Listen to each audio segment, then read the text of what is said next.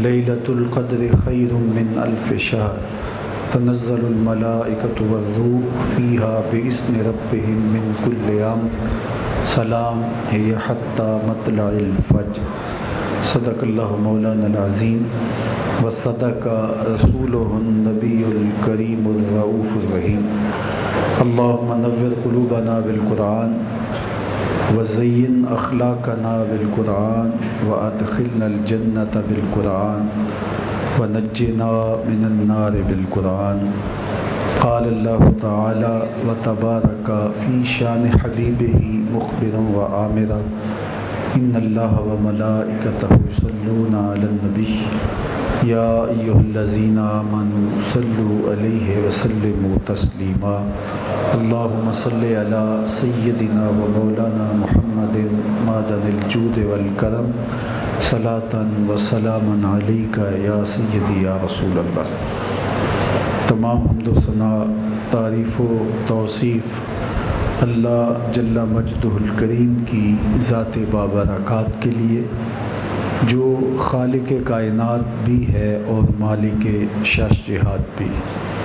اللہ جل وعلا کی حمد و ثنا کے بعد رسول رحمت، شفیع معظم، نبی محتشم، حضور ختم المرتبت، اللہ کے پیارے، امت کے سہارے، رب کے محبوب، دانائے غیوب، مالک رقاب امم، فخر عرب و عجم، والی کون و مکان، سیاہ لا مکان، سید انس و جاں، سرور لالا رخاں، نیر تاباں، سر نشین مہوشاں، ماہ خوباں، شہنشاہ حسینہ، تتمہ دوراں، سر خیل زہرہ جمالاں، جلوائے صبح ازل، نور ذات لم یزل، باعث تکوین عالم، فخر آدم و بنی آدم، نیر بطحا، رازدار ما اوحا، شاہد ما طغا،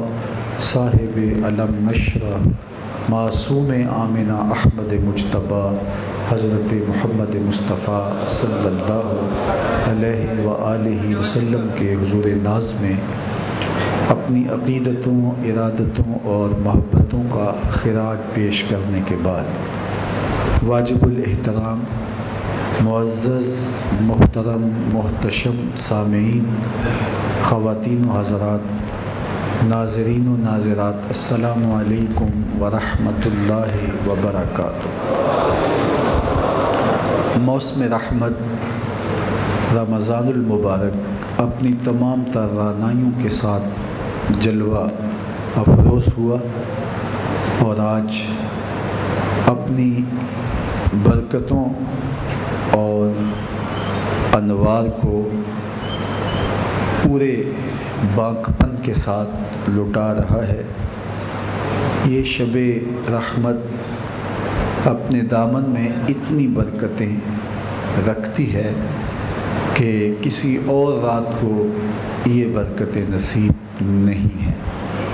اللہ نے اس امت پر احسان کیا کہ اس امت کو ایسی بابرکت شبہائے نور عطا کی کہ جن کے دامن میں کی جانے والی عبادتیں، ریاضتیں، نیک اعمال اور صالح کوششیں ہزار مہینوں کی عبادتوں سے بھی فزوں تر ہیں۔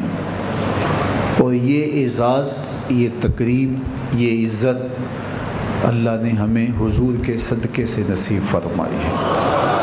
آقا کریم علیہ السلام نے ارشاد فرمایا، ایک شخص صبح سے لے کر کے شام تک مزدوری کرتا ہے، اس کو ایک کی رات اجر دیا جاتا ہے، اور دوسرا شخص ظہر سے لے کر شام تک مزدوری کیا کرتا ہے اور اس کو بھی ایک کی رات اجر دیا جاتا ہے۔ اس کا وقت تھوڑا ہے لیکن اجر اتنا ہی دیا جاتا ہے۔ اور تیسرا شخص عصر سے لے کر مغرب تک مزدوری کرتا ہے اور اس کو 2 کی رات دیے جاتے ہیں۔ فرمایا پہلی مثال یہود کی ہے، دوسری مثال نصارہ کی ہے، اور تیسری مثال میری امت کی ہے کہ انہیں تھوڑے عمل پر بھی زیادہ صلہ دیا جاتا ہے۔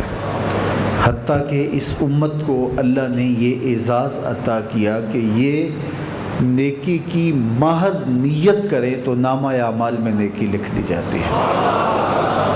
حضرت موسیٰ علیہ السلام پر جب الواح تورات کا نزول ہوا، ابن عساکر نے اپنی تاریخ میں اس واقعہ کو لکھا، تو انہوں نے الواح تورات کا مطالعہ کیا تو اللہ کی بارگاہ میں انہوں نے کچھ سوال کیے تھے۔ ان میں سے ایک سوال یہ تھا، اللہم انی اجد فی الالواح امتا اذا ہم احدہم بسیئۃ فلم یعملها ما کتبت له وان عملها کتبت له سیئۃ واحدہ۔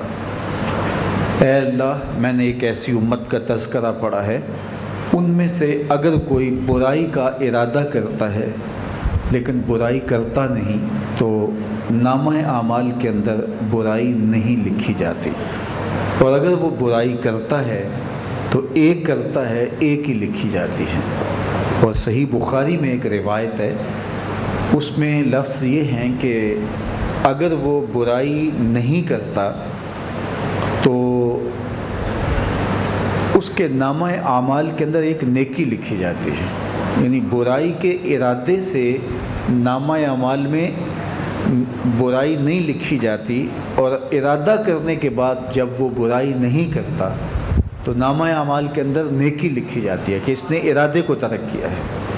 اور اگر وہ نیکی کرے اور نیکی کا عزم کرے، نیکی کا ارادہ کرے، وَإِنْ هَمَّ أَحَدُهُمْ بِحَسَنَةٍ فَلَمْ يَعْمَلْهَا کتبت لہو حسنۃ واحدہ، نامہ اعمال کے اندر ایک نیکی لکھ دی جاتی ہے۔ محض ارادے سے، محض عزم سے نامہ اعمال میں نیکی لکھ دی جاتی ہے۔ ایک شخص قیامت کے دن اپنا نامہ اعمال کھولے گا، حج لکھا ہوگا، عرض کرے گا مالک میں نے تو حج کیا ہی نہیں۔ ارشاد فرمایا جائے گا تو نے حج تو نہیں کیا، لیکن جب حاجیوں کے قافلے جاتے تھے تیرا دل تو تڑپتا تھا نا، ہم نے تیری تڑپ دیکھ کے تیرے نامہ اعمال میں حج لکھ دیا۔ تو وہ نیکی کا عزم کرے تو عزم سے ہی اس کے نامہ اعمال میں ایک نیکی لکھ دی جاتی ہے۔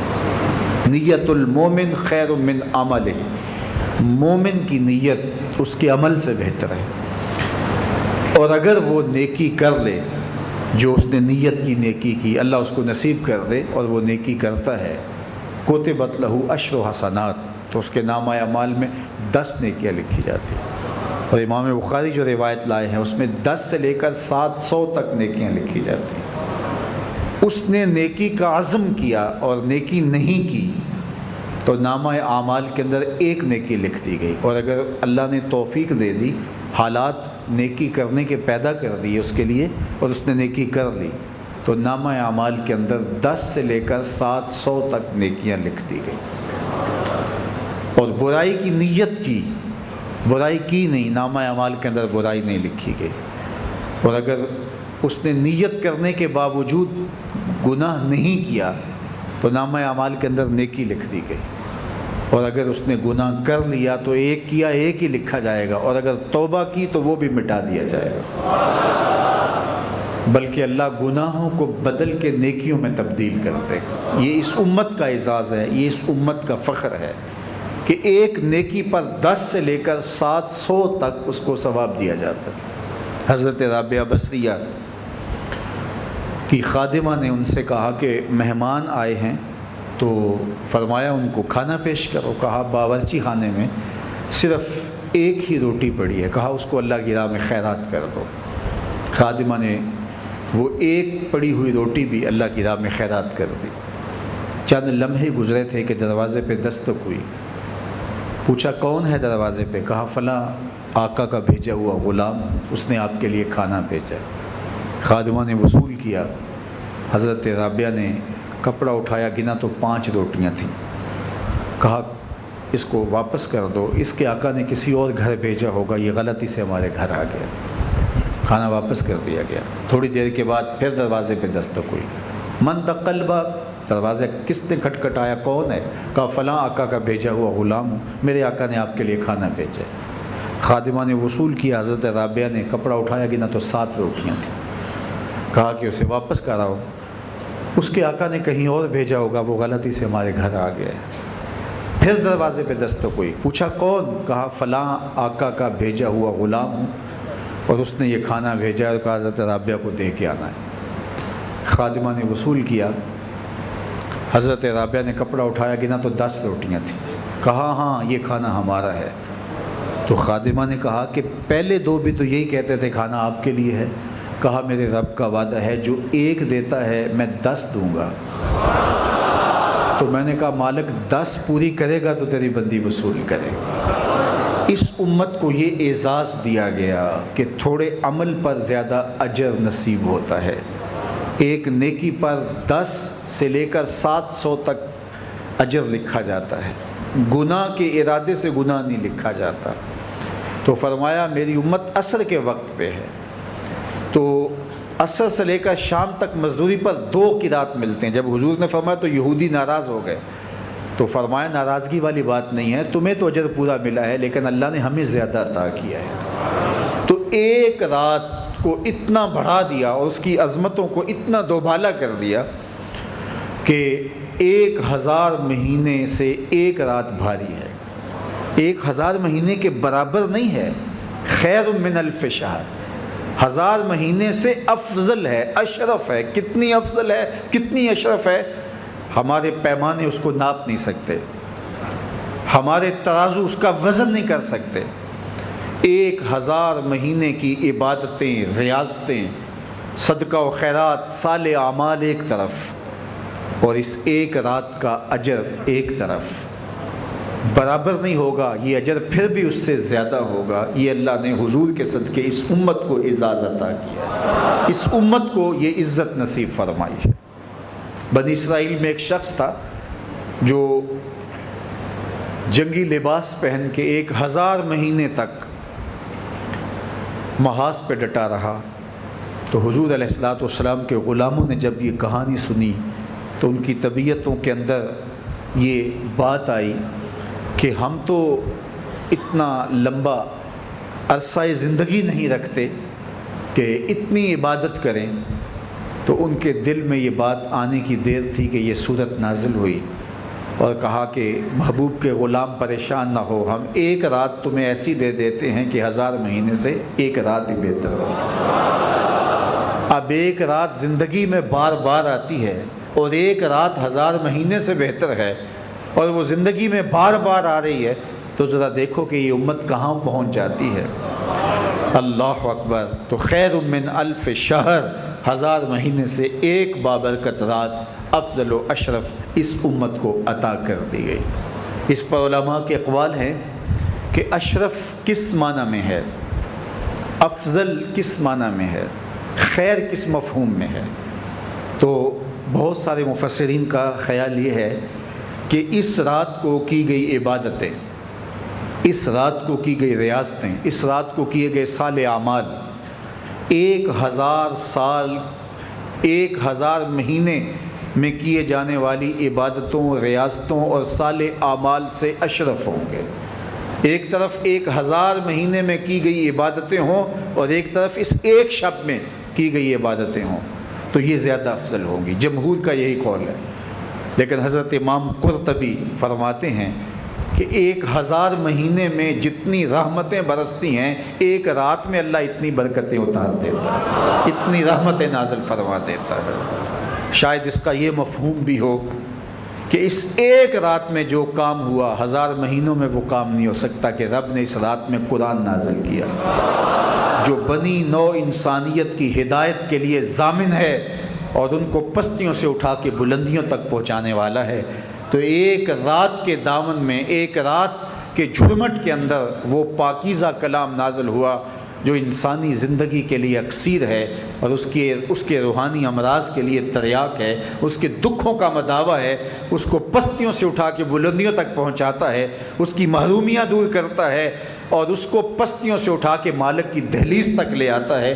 تو اس ایک رات میں جو کام ہوا وہ 1000 مہینوں میں بھی نہیں ہو سکتا۔ تو یہ رات افضل ہے، یہ رات اشرف ہے 1000 مہینوں سے، اس کے اعمال افضل ہیں، اس رات کے اندر کیے گئے صالح اور خیر کے کام افضل ہیں، اور اس رات کے دامن سے پھوٹتی ہوئی روشنیاں اور اترتے ہوئے انوار اور برکتیں 1000 مہینے سے اترنے والی برکتوں سے زیادہ افضل، اشرف اور زیادہ جو ہے وہ حجم میں، برکت میں، رحمتوں میں زیادہ ہیں۔ تو اللہ تعالیٰ نے یہ رات اس امت کو عطا کی تاکہ یہ رات، یہ بابرکت لمحے، یہ سعادت بری گھڑیاں اور یہ ہمایوں ساعتیں ان کے لیے ڈھارس بنیں اور ان کی تسکین کا ساما بنیں اور ان کو وہاں تک پہنچا دیں کہ جہاں باقی امتیں نہیں پہنچ پاتی۔ ان کے لیے مختصر اور جو ہے وہ جامع زندگی کے یہ لمحے ان کی عروج اور بانکپن کی وہ خوبصورت داستان ہیں کہ کوئی اور امت اس مرتبہ اس کمال تک نہیں پہنچ سکتی ہے۔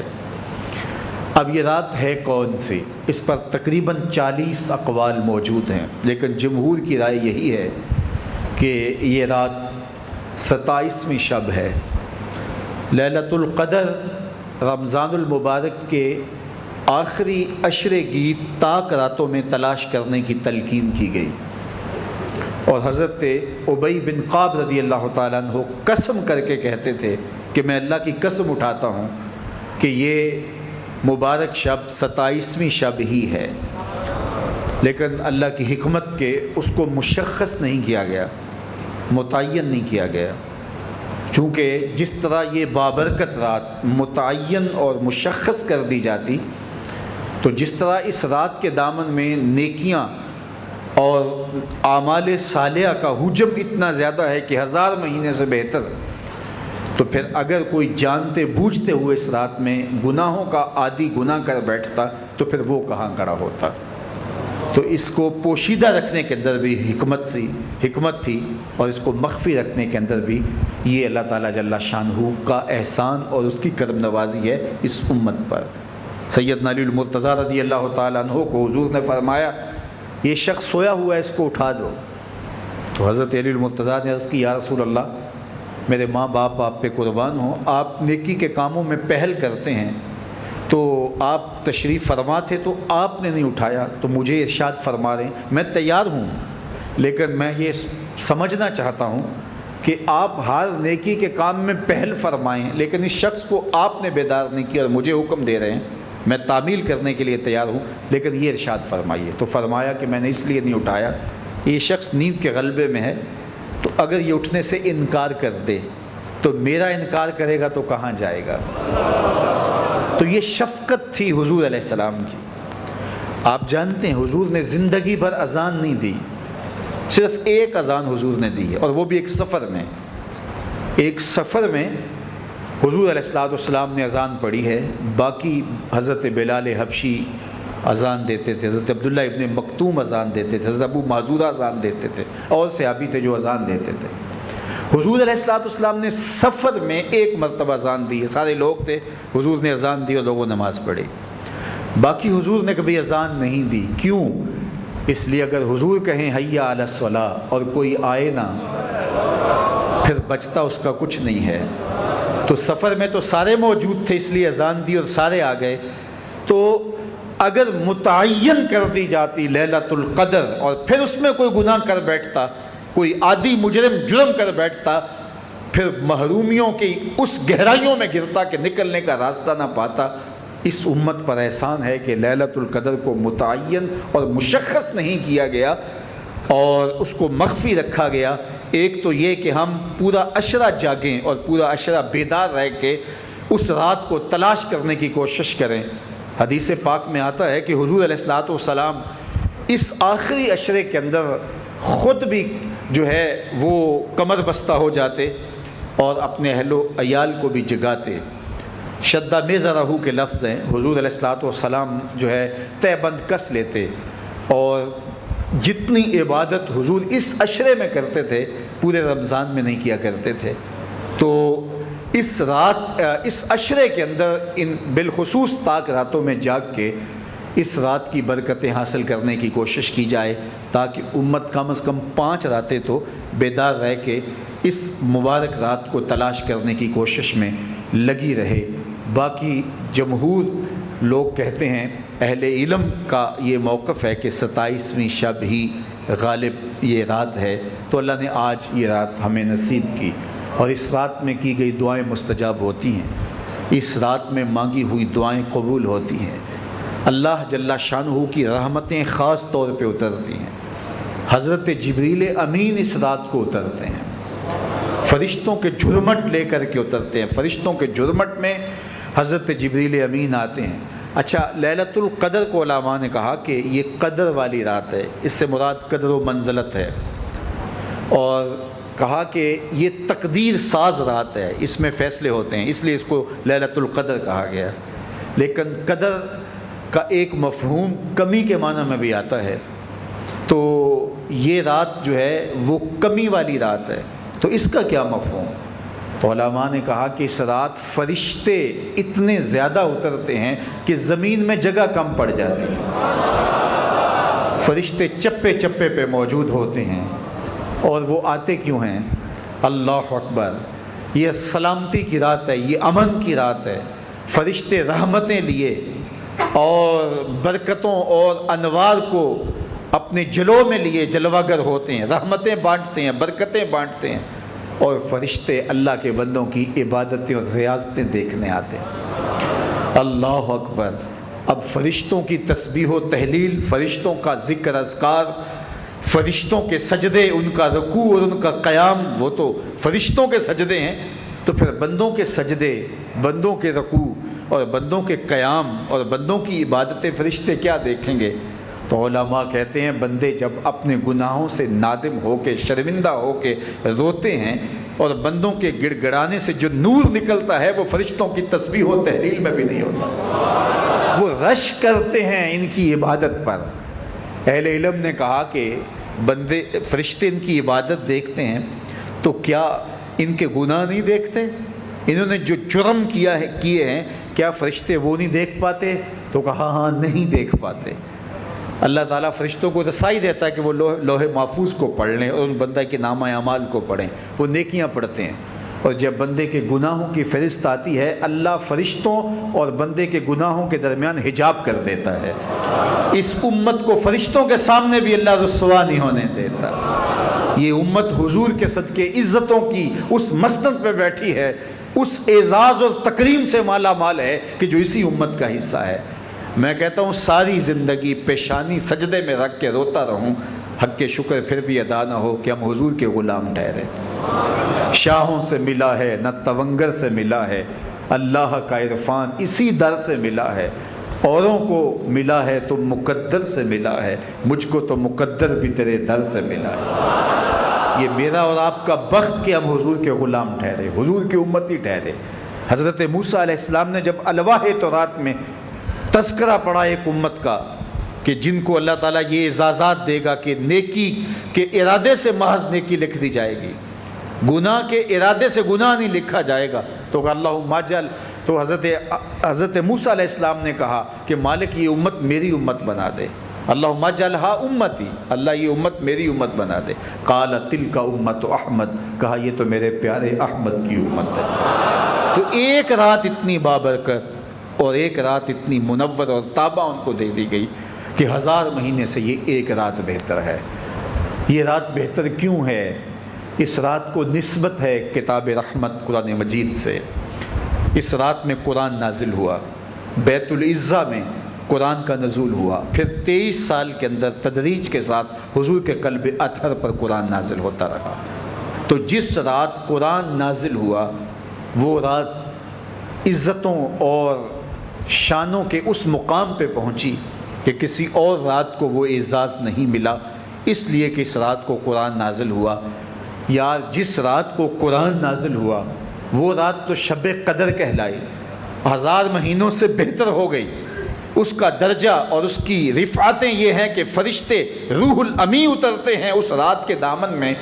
تو یار قرآن اترے تو رات بابرکت ہو جائے، تو اگر ہم قرآن پہ عمل کریں تو ہمارے دن کتنے روشن ہو جائیں گے، ہمارے دن کتنے منور ہو جائیں گے۔ تو یہ اشارہ دیا اس طرف کہ قرآن اترے رات کو تو رات بھی دن سے زیادہ روشن ہو جائے، اور اگر تم اس کتاب پر عمل اپنی زندگی کا شعار بنا لو تو پھر بتاؤ کہ تم کہاں کھڑے ہوگے اور تمہارے دن کتنے روشن اور تمہارے دن کتنے تابع ہوں گے۔ تو اس رات کو قرآن نازل ہوا اور قرآن کے نزول کی برکت سے اس رات کو شرف، عزت اور وقار دیا گیا۔ تو ہمیں بتایا گیا کہ ہم کتاب اللہ کے ساتھ جڑ جائیں اور اس کتاب سے وابستگی، اس کتاب سے دل بستگی، تعلق کے خاطر اس سے ہم قائم کریں، اس کتاب کے حقوق کو ہم ادا کریں جو ہمارے ذمے ہیں۔ 5 حقوق ہمارے ذمے ہیں کتاب اللہ کے، جن کو ادا کرنا ضروری ہے۔ سب سے پہلا حق کتاب اللہ کا ہمارے ذمے یہ ہے کہ اس کو اللہ کی کتاب مانیں، اس کے تقاضوں کے ساتھ تسلیم کریں، یہ اللہ کی کتاب ہے۔ اس پر اذعان و یقین اتنا پختہ ہو کہ اس میں کوئی تزلزل نہ پایا جائے، اور جب یہ یقین کامل ہے کہ یہ اللہ کی کتاب ہے تو پھر عمل کی طرف کیوں رغبت نہیں ہوگی؟ قرآن کے بتائے ہوئے اٹل اصول اور قرآن کے بتائے ہوئے ضابطے ہماری زندگی کے اندر کیوں کار فرما نہیں ہوں گے؟ جب ہمارا پختہ یقین ہوگا کہ یہ رب العالمین کی کتاب ہے، یہ کلام الہی ہے، تو اس کتاب پر اپنے ایمان کو پختہ کیا جائے۔ ماضی میں ہمارے اسلاف نے کتاب اللہ پر اپنے عقیدے کو اتنا پختہ اور اپنے اذعان اور یقین کو اتنا کامل رکھا کہ اس کے لیے اپنی جانوں کے نذرانے پیش کرنے کے لیے تیار رہے۔ امام احمد بن حنبل نے کوڑے کھائے خلق قرآن کے مسئلے میں۔ جب لوگوں نے قرآن کو مخلوق کہا، معتزلہ نے، تو حضرت امام احمد بن حنبل نے کہا کہ میں یہ کبھی بھی تسلیم نہیں کروں گا، اور کھڑے ہو گئے پوری قوت کے ساتھ، حتیٰ کہ جیل میں ڈالے گئے، ان کو کوڑے مارے گئے۔ جرم کیا تھا؟ کس جرم میں ماخوذ ہوئے کہ قرآن مجید کو یہ جو ہے وہ غیر مخلوق نہیں کہتے، غیر مخلوق کہتے ہیں۔ تو اس جرم میں ان کے بدن پر 1 انچ جگہ بھی ایسی نہیں تھی جہاں کوڑے کا نشان نہیں تھا، بلکہ زمانے نے دیکھا کہ امام احمد بن حنبل کے بدن پہ جب کوڑے مارے جا رہے ہیں تو ہر کوڑے کی ضرب پر وہ کہتے ہیں اللہم اغفر لابن الہیثم، اے اللہ ابن ہیثم کی مغفرت کر دے۔ یہ عرب کا بہت بڑا ڈاکو تھا۔ تو کسی نے کہا کہ حضرت بات سمجھ سے باہر ہے، اتنے بڑے ڈاکو کے لیے مغفرت کی دعا کر رہے ہیں؟ کہا ہاں بندہ تو ڈاکو ہے لیکن بات بڑے پتے کی بتا کے۔ کہا کیا ہوا؟ کہا جب میں ماخوذ ہوا، پکڑا گیا اور مجھے جیل لایا جا رہا تھا تو دروازے پر میری اس کی ملاقات ہو گئی۔ وہ سزا کاٹ کے واپس جا رہا تھا اور میں جیل کاٹنے کے لیے جا رہا تھا، دروازے پہ ملاقات ہوئی تو وہ مجھ سے مخاطب ہو کے کہنے لگا حضرت آپ کدھر؟ تو میں نے کہا خلق قرآن کے مسئلے میں مجھے انہوں نے پکڑ لیا اور جیل ڈالنے لگے ہیں۔ تو کہتے ہیں کہ ابن ہیثم کہنے لگا کہ میں اس دھرتی پہ شیطان کا نمائندہ ہوں اور ڈاکہ زنی اور اس طرح کے جرائم کی پاداش میں کئی مرتبہ جیل آیا ہوں، 100ویں مرتبہ کوڑے کھانے کے بعد اب واپس جا رہا ہوں، لیکن اس کام کو میں پھر بھی نہیں چھوڑوں گا۔ میں اس دھرتی پر شیطان کا نمائندہ ہوں اور میں شیطان کی کانڈ نہیں لگنے دوں گا۔ اور پھر مجھے مخاطب ہو کے کہنے لگا احمد بن حنبل تم تو رحمان کے نمائندے ہو، میں شیطان کا نمائندہ ہو کر کے اس کی پشت نہیں لگنے دی اور تم تو رحمان کے نمائندے ہو۔ کہا بندہ برا تھا، بات اچھی بتا گیا۔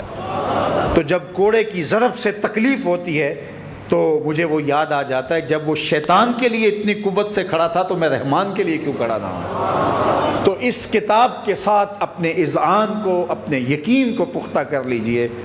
جو قرآن کے ساتھ آپ کی محبت کا رشتہ مضبوط ہوگا، ایمان و ایقان کا رشتہ مضبوط ہوگا، تو زندگی کے اندر بہاریں اترنا شروع ہو جائیں گے۔ کسی زمانے میں قبر کھودتے ہوئے 7 والی قبر کھل گئی،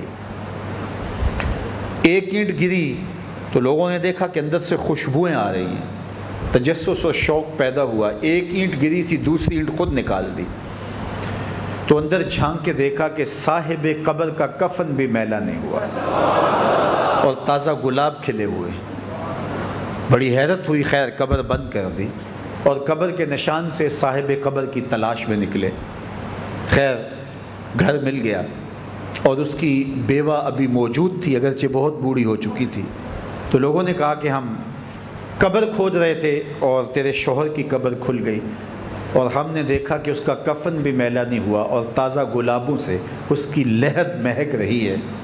ہم پوچھنا چاہتے ہیں تیرے شوہر کی نیکی کیا تھی، تاکہ ہم بھی وہ نیکی کر کے اپنی زندگیوں کو منور کر سکیں۔ تو اس خاتون نے کہا کہ میرا شوہر ایک عام سا سادہ سا دیہاتی تھا، ان پڑھ شخص تھا، مجھے نہیں یاد کہ اس کی کوئی خاص نیکی ہو۔ ہاں ایک بات مجھے یاد آئی، اور وہ یہ کہ وہ قرآن مجید پڑھا ہوا تو نہیں تھا، لیکن قرآن مجید سے محبت اسے بہت تھی۔ صبح جب نماز پڑھنے کے لیے جاتا اور لوگ قرآن کھول کے بیٹھ جاتے تو اسے بڑی تشویش ہوتی کہ کاش میں بھی قرآن پڑھا ہوتا، تو میں بھی قرآن کھول کے پڑھتا اور تلاوت کرتا۔ آج کل جب حفاظ کرام مصلی سنا رہے ہوتے ہیں تو جو حافظ نہیں ہوتے ہمارے جیسے لوگ، تو ان کے دل کے اندر کیا حسرتیں پھوٹتی ہیں، کاش کہ ہم بھی حافظ قرآن ہوتے۔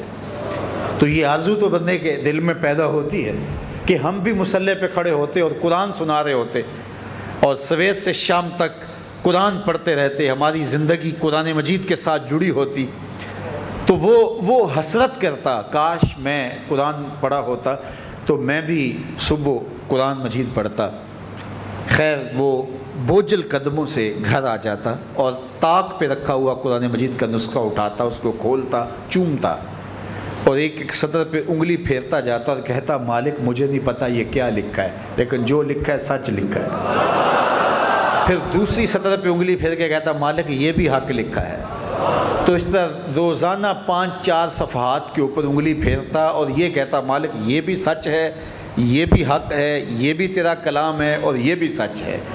تو اس طرح وہ روز قرآن مجید کے ساتھ محبت کا یوں اظہار کرتا تھا۔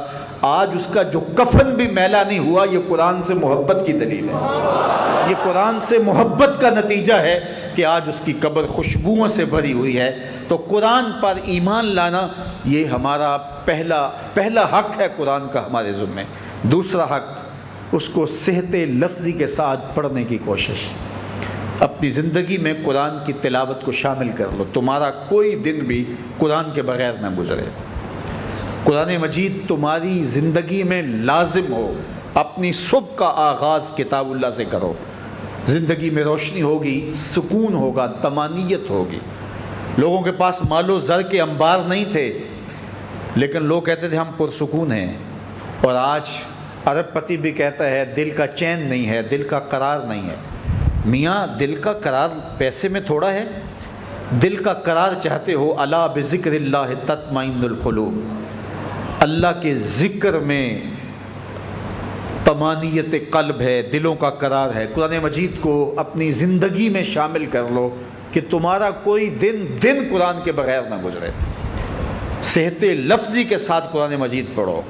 میرے حضور نے تو فرمایا اگر رب سے باتیں کرنے کو جی چاہے تو قرآن کھول کے بیٹھ جائے گا۔ یہ رب سے ہم کلام ہونا ہے۔ ابھی پرسوں کے درس حدیث میں ہم وہ حدیث رسول پڑھ رہے تھے کہ رسول کریم صلی اللہ علیہ وسلم نے فرمایا قرآن اللہ کی وہ لٹکتی ہوئی رسی ہے جس کا ایک سرا تمہارے رب کے ہاتھ میں ہے، دوسرا سرا تمہارے ہاتھ میں ہے۔ تو اس کتاب کے ساتھ وابستگی اختیار کرو، اس کی تلاوت اپنی زندگی کے معمولات میں شامل کر لو، پھر دیکھنا کہ قرآن کس طرح تمہاری مدد کرے گا اور کس طرح طمانینت قلب تمہیں نصیب ہوگی، تمہارے اندر کیسے اجالے پھیلیں گے، روشنیاں پھوٹیں گی تمہارے دامن سے اگر تم قرآن سے وابستگی اختیار کر لو۔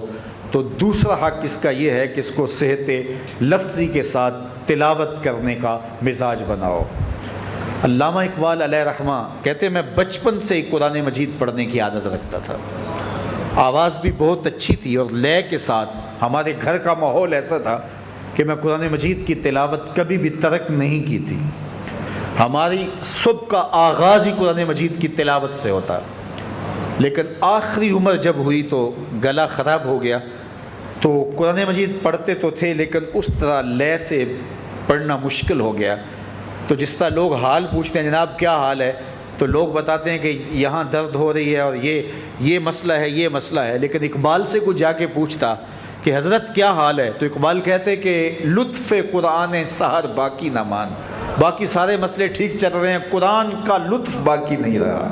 جو سحری کے وقت قرآن پڑھنے کا مزہ آیا کرتا تھا وہ مزہ مجھ سے چھن گیا ہے، اس لیے کہ میرا گلا خراب ہو گیا۔ لطف قرآن سحر باقی نہ مان، اللہ نے آپ کو سحری کے وہ لطف اور وہ مزے اور وہ سرور نصیب کیے ہیں، کبھی ان سے محروم نہ ہونا۔ اپنی صبح کا آغاز قرآن مجید کی تلاوت سے کرنا۔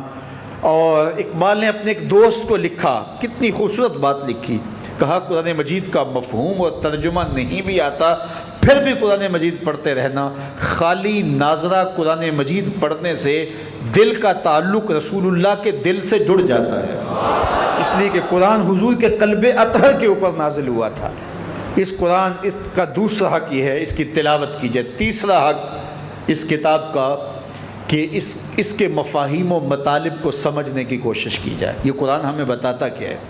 حضور کی معرفت ہمارے نام ہمارے رب کا پیغام ہے، یہ سندیسہ ہے ہمارے خالق کا ہمارے نام۔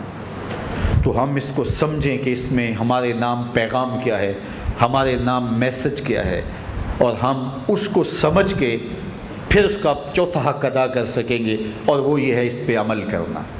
اس کتاب اللہ پہ عمل کرنا یہ ممکن تبھی ہوگا اگر ہم اس کتاب کو سمجھ کے پڑھیں گے۔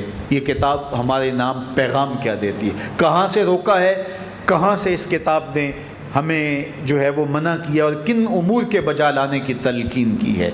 اس کتاب کے تقاضوں کو سمجھنے کے بعد اس کتاب پر عمل کرنا یہ ہماری زندگی کا لازمہ ہونا چاہیے، اور کتاب اللہ کا یہ چوتھا حق ہے۔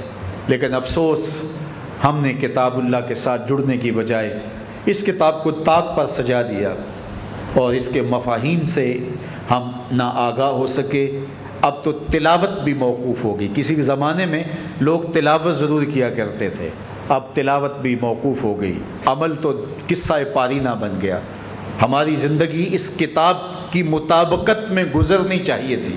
آپ مارکیٹ میں یہ مائک بھی لینے جائیں تو اس کے ساتھ بھی چھوٹی سی بک دیتے ہیں جس میں اس کمپنی بتاتی ہے کہ یہ مائک ہماری کمپنی کا، اس کو استعمال کیسے کرنا ہے۔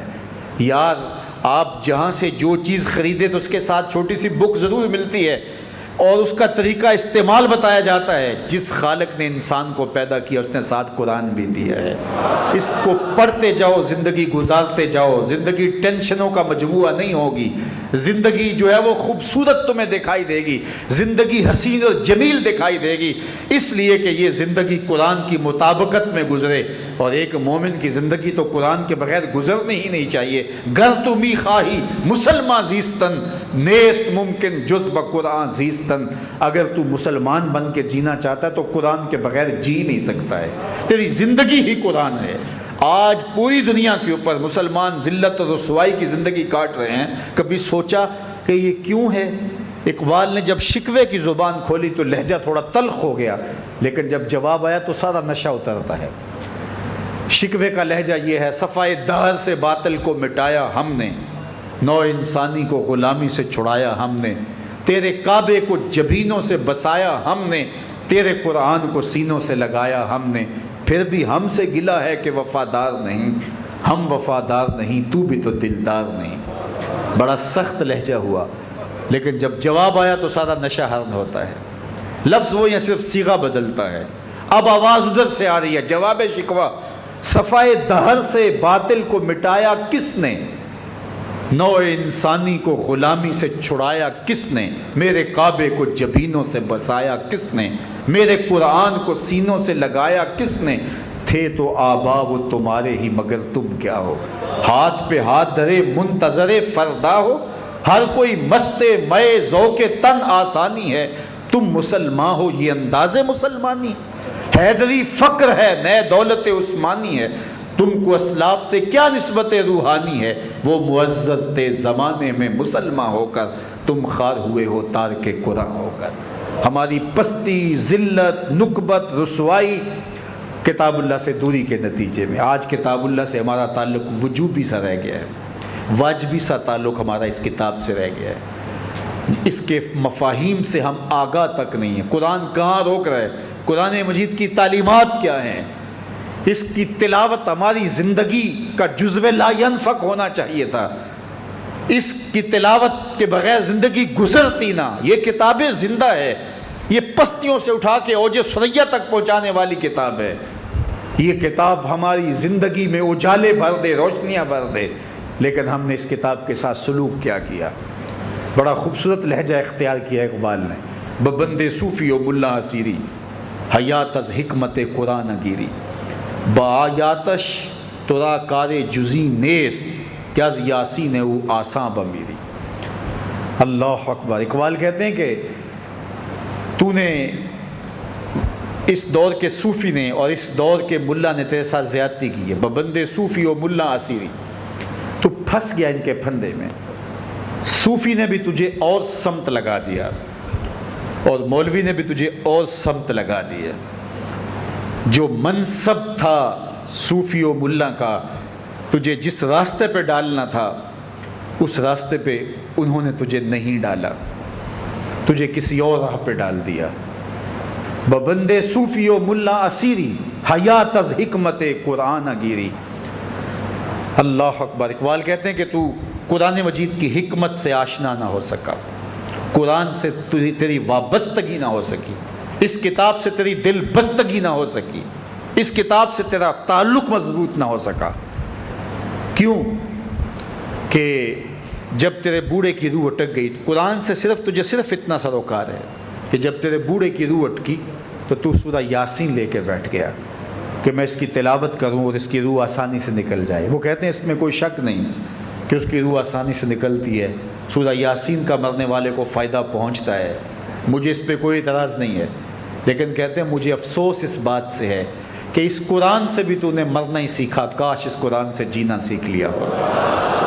حیات از حکمت قرآن گیری بآیاتش ترا کار جزی نیست کیا یاسین او آساں بمیری۔ تو نے اس قرآن سے مرنے کی راہیں تلاش کی، اس قرآن سے جینے کا راستہ تلاش نہیں کیا۔ یہ کتاب زندگی ہے، یہ کتاب حیات ہے، یہ مردہ قوموں کو اٹھا کے کہاں سے کہاں لے جاتی ہے، یہ پستیوں سے اٹھا کے بلندیوں تک لے جانے والی کتاب ہے۔ اس امت کے پاس اتنا بڑا نسخہ جامعہ ہو، اس امت کے پاس یہ نسخہ کیمیا ہو اور وہ در در رسوا ہو رہی ہو، تو اس کتاب سے دوری کے نتیجے کے اندر یہ سزا ہمیں کاٹنی پڑ رہی ہے۔ آئیے اس کتاب سے جڑیں۔ اس کتاب کا 5واں حق ہمارے ذمہ یہ ہے کہ اس کا ابلاغ کیا جائے، اس کتاب کے پیغام کو دوسروں تک پہنچایا جائے۔ اس کائنات میں سب سے افضل شخص کون ہے، سب سے اچھی ڈیوٹی کون سی ہے، سب سے سونی نوکری کون سی ہے؟ دنیا کہتے ہیں کہ فلاں نوکری بہت اچھی ہے، فلاں کاروبار بہت اچھا ہے، فلاں جگہ پیسہ بہت ہے، فلاں شعبے میں عزت بڑی ہے، لیکن آؤ حضور سے پوچھتے ہیں سب سے افضل کون ہے، سب سے اشرف کون ہے؟ تو میرے حضور نے فرمایا خیرکم من تعلم القرآن وعلمہ، تم میں سب سے افضل وہ ہے جو قرآن سیکھتا ہے اور اوروں کو سکھاتا ہے۔ سب سے اشرف، سب سے اچھی نوکری، سب سے اچھا کام، سب سے بہتر وظیفہ اس کا ہے جو قرآن خود بھی سیکھتا ہے اور اوروں کو بھی سکھاتا ہے۔ تو اس کتاب سے جڑ جاؤ، اس کتاب سے وابستگی اختیار کرو۔ جس رات کے دامن میں قرآن نازل ہو وہ رات تو افضل ہو، وہ رات تو 1000 مہینے سے اشرف ہو۔ اللہ اکبر۔ تو پھر مجھے بتاؤ کہ جو قرآن کو اپنی روح میں بسا لے، جو اپنے اعمال کو قرآن کی تعلیمات کے تابع کر دے، جو اپنے دنوں کو قرآن کے اجالوں میں گزارے، اپنی راتوں کو قرآن کی تلاوت میں بسر کرے، دن کی تنہائی میں اور رات کے اجالوں میں قرآن پڑھے، بتاؤ وہ کتنا اشرف ہوگا۔ اس لیے میرے اور آپ کے آقا و مولا نے فرمایا راتوں کی تنہائیوں میں اٹھ کے قرآن پڑھا کرو اور قرآن پڑھتے ہوئے رویا کرو۔ پھر فرمایا فَإِن لَمْ تَبْكُوا فَتَبَاكُوا، اور اگر رونا نہ آئے تو رونے کی کوشش کیا کرو، کوشش کیا کرو، رقت پیدا ہو جائے تمہیں قرآن کی تلاوت کرتے کرتے۔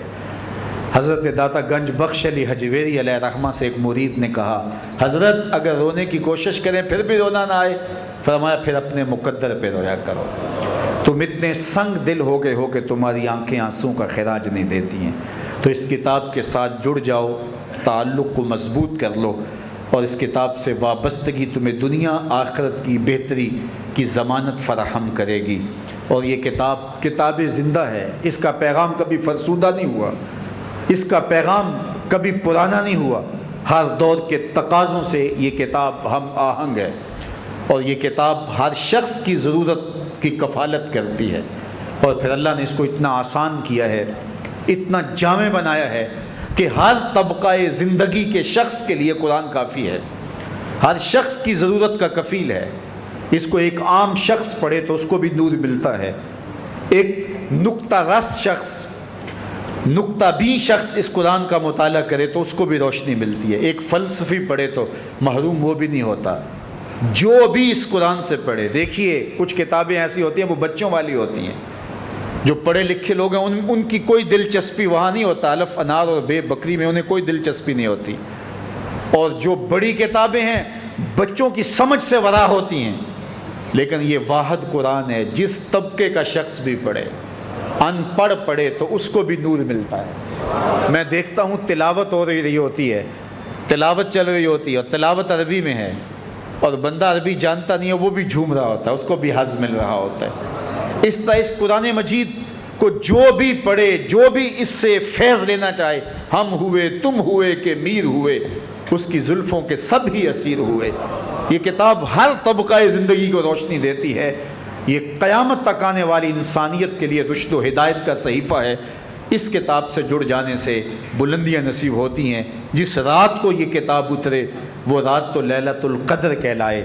اور جو شخص اس کتاب سے وابستہ ہو جائے اور اس کتاب کو اپنی روحوں میں سمو لے, وہ ذی قدر کیوں نہیں ہوگا, وہ عزت کا مالک کیوں نہیں ہوگا, وہ شانوں اور عظمتوں کا مالک کیوں نہیں ہوگا. تو آئیے میں اور آپ اس رات کی ان خوبصورت پہنائیوں کے اندر اور ان حسین لمحوں کے اندر کتاب اللہ کے ساتھ جڑنے کا عزم کر کے اللہ کے حضور دعا کے لیے ہاتھ پھیلائیں کہ اے اللہ ہمیں اس کتاب کے ساتھ جوڑ دے. یہ کتاب زندگی بخش ہے. اللہ پوری امت کو اس کتاب کے ساتھ جوڑ دے. اقبال کہتے ہیں فاش می گوئم آنکھ در دل مزمرست این کتاب نیز چیزیں دیگرست. جو میرے اندر چیز چھپی ہوئی ہے اس کو کھل کے اگر بتاؤں, یہ کتاب نہیں, یہ کوئی اور ہی شے ہے. یہ زندگی بدل شے ہے, یہ حیات ساز کتاب ہے, یہ زندگی کو روشنی اور اجالوں سے بھر دینے والی کتاب ہے. یہ پستیوں سے اٹھا کے بلندیوں تک پہنچانے والی کتاب ہے. اس کا حرف حرف روشنی ہے, اس کا لفظ لفظ اجالا ہے. یہ زندگی کو زندگی کا حقیقی نور دینے والی کتاب ہے. اس سے جڑنے والے کبھی محروم نہیں ہوتے, سرخرو اور سربلند ہوتے ہیں. اللہ ہمیں اس کتاب رحمت سے جڑنے کی اور جڑے رہنے کی توفیق عطا فرمائے, اور اس امت کو اس کتاب کے ساتھ وابستگی اللہ نصیب کرے. چونکہ اس کتاب کے ساتھ وابستگی اس امت کے سارے دکھوں کا علاج ہے, سارے امراض اور سارے دکھوں کا چارہ ہے. آئیے میں اور آپ اس کتاب کے ساتھ جڑنے کا عزم کرتے ہوئے آج کی شب اللہ سے دعائیں مانگے کہ اللہ ہمیں کتاب اللہ سے جوڑ دے. اس سے جڑ گئے تو سارے دکھ دور ہو جائیں گے, ساری تکلیفیں دور ہو جائیں گی. یہ حیات بخش اور زندگی بخش کتاب ہماری زندگی کے ایک ایک لمحے میں, ہماری شادیوں میں, ہماری خوشیوں میں, ہمارے غموں میں, ہمارے کاروبار میں, ہمارے طرز حیات میں, ہماری نجی زندگی میں, ہماری امور سیاست میں, ہمارے ہر مرحلہ زندگی کے اندر اگر قرآن آ جاتا ہے تو پھر نور ہی نور پھیل جائے گا. جدھر دیکھیں گے روشنی ہی دکھائی دے گی.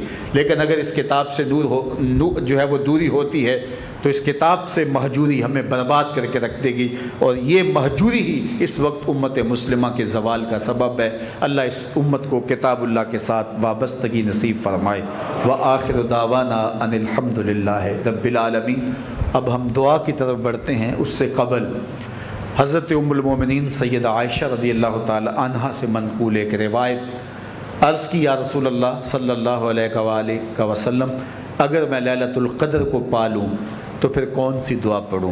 تو حضور نے جو ان کو دعا ارشاد کی وہ یہ تھی, اللہم انک عفو تحب العفو فاعف عنی. اے اللہ تو معاف کر دینے والا ہے اور معاف کرنے کو پسند کرتا ہے, اے میرے مالک مجھے میرے معاملات سے درگزر فرما. تو آئیے ہم بھی اللہ کی بارگاہ میں اس دعا کے ساتھ لیلۃ القدر کی ان مبارک گھڑیوں میں عرض گزار ہوتے ہیں. اللہم انک عفو تحب العفو فاعف عنی. اللہم انک عفو تحب العفو فاعف عنی. اللہم انک عفو تحب العفو فاعف عنی. اللہم انک عفو تحب العفو فاعف عنی. اللہم انک عفو تحب العفو فاعف عنی. اللہم انک عفو تحب العفو فاعف عني اللهم إنك عفو تحب العفو فاعف عني اللهم إنك عفو تحب العفو فاعف عني اللهم إنك عفو تحب العفو فاعف عني اللهم إنك عفو تحب العفو فاعف عني استغفر الله ربي من كل ذنب وأتوب إليه استغفر الله ربي من كل ذنب وأتوب پڑھتے رہیے استغفر اللہ ربی من کل ذنب واتوب.